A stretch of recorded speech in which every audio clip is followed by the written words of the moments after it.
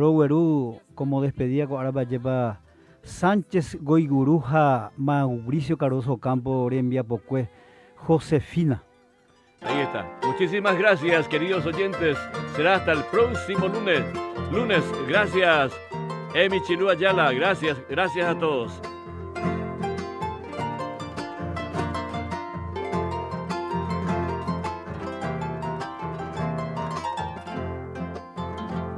Bien sabes, princesita, que al conocer tu imagen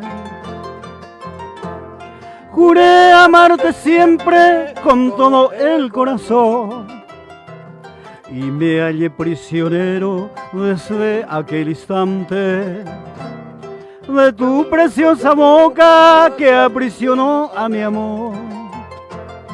Y son tus ojos negros los faros matutinos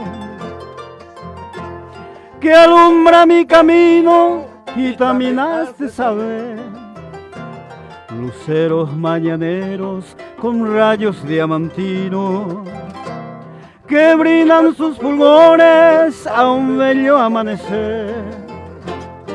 Bella virgencita amada, como quisiera besar esa tu boca de miel que es un rico fontanar. Y ese tu negro lunar que tienes en la mejilla, que es una maravilla, me enderezo al contemplar.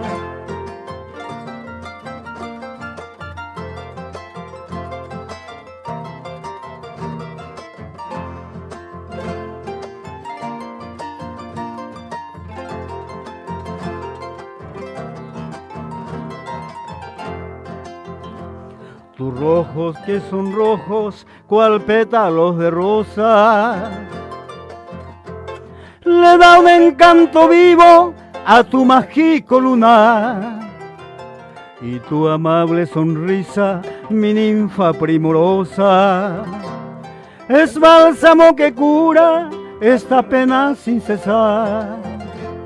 Dios quiera que mañana de corazón unido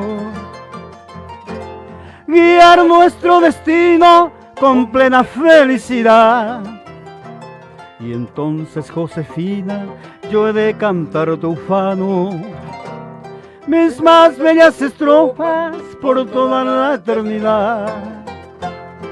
Bella virgencita amada, como quisiera besar esa tu boca de miel que es un rico fontanar.